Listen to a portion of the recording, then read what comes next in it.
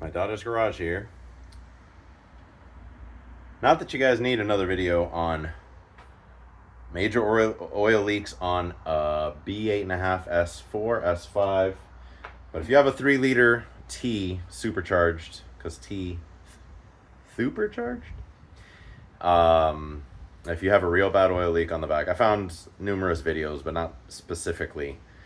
As usual, you know, I like to make my quick and easy, quick and dirty videos to give you some tips.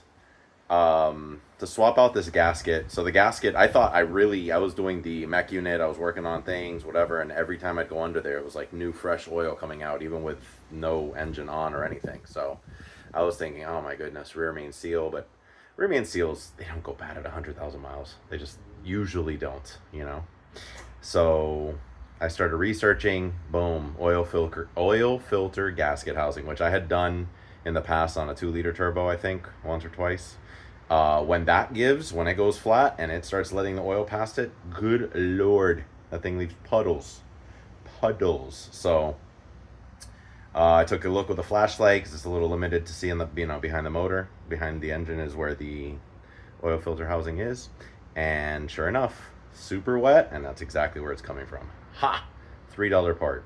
I also read up that a guy replaced the entire housing with a non-OEM one and had issues because part of it wasn't drilled through where it should be something. Either way, it's a $3 gasket. The housing itself, it's a composite. It's not going to go bad unless it cracks. So I opted for the $3 gasket. I'm going to go that route. I just wanted to show the way that I think you should get at it. So here it is. Don't try to work around the supercharger. You'd be out of your damn mind. Can it be done? Probably. But if you work front to back, it's very easy. At the front, pull the belt. Get yourself, if you don't have a set like this, and if you go with this in depth on a car on a regular basis, just get it. Get this set. The long set of ratcheting, their icon, they're rebranded something else. There are like 3 different ones that look like this. But get yourself an extended set with a pivoting head, ratcheting head, reversible head. These are lifesavers. Pull the belt off. Got this set up so that I could work. Pull the belt off. No need for service mode. You just pull the intake out of the way. Pull the intake off, obviously. You need to start the wrench off to the left as far as possible to provide as much release of tension as possible. Pull the belt off. The 2 coolant lines. Personally, I like to throw a couple of gloves with zip ties so I don't have coolant pouring all over the floor. Zip tie that off. And then that's the front. Front's done, right? The side has these 2 sets of harnesses that you do. And then if you count the MAF sensors on each side, it's 1, 2, and there are 6 plugs. 1, 2, 3, 4, 5, 6. Is that including yeah, that includes the throttle body. So a total of 6, right?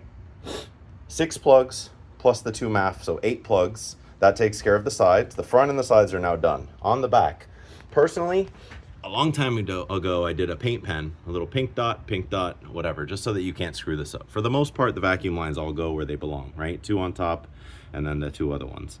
I marked them, so those come off quickly. Another hose clamp in the back to get this off. So 3 hose clamps total. So front's done, sides are done, hose clamp off the back, pull that off. Pull this off of this thing sits on a bracket on the supercharger, pull that off. Undo all 6 plugs, which if you've done it before, ain't no big deal. I also confirmed, I couldn't remember whether or not, because I've had 2 S5s, I've had this S4 twice, and I could not remember if I had done the PCV, but that is a metal coolant bypass hose, and I 100% did this. That's the Euro tuning one. So I did this one already. I did the PCV valve, water pump, thermostat, and coolant hose on both of the cars. This one actually has motor mounts done too, 034. Anyway, belt off, 2 coolant hoses in the front, the sides, the 6 plugs, the vacuum lines, the 6 bolts for the supercharger, it's off. How long do you think that would possibly take? I can do that in under 10 minutes. So 10 minutes, supercharger's off. The other thing that's a pain in the butt is this breather hose, the PCV breather hose. Now, I don't know if they make a special tool for that. Personally, I use a hose clamp cut to about that size. I jam it in there, use a napkin or something because it is annoying on your fingers, and just shove it up around this underneath until you can get the plastic to ride. It like unclips the plastic so that the plastic lip ends up being the same width as this, and then it just unclips right off. One T20 right here holds the breather, right? Boom, that's out of the way. Is it annoying to do? Yes. I'm talking, you're under 15 minutes and you're at this point to get to the filter housing. Why would you do it any other way? Why would you frustrate yourself and spend 3 hours trying to avoid taking something off? Now, what are we trying to do? I'm trying to confirm that this is my leak. Oh yeah, that's my leak. That's fresh oil. The whole top of the trans is super lubricated. She leaking, Pinky. So that's definitely my leak. It's definitely pissing out of there. So now that that's done, I have access to, it looks like there's a bunch of crap. There's really just a bolt right there. There's another bolt right there. I believe there's a 10 from this side. So I'll drain the oil out of this. I'll suck it out. I have a pneumatic one. Suck the oil out. It was due for an oil change anyway. Pull the cap off.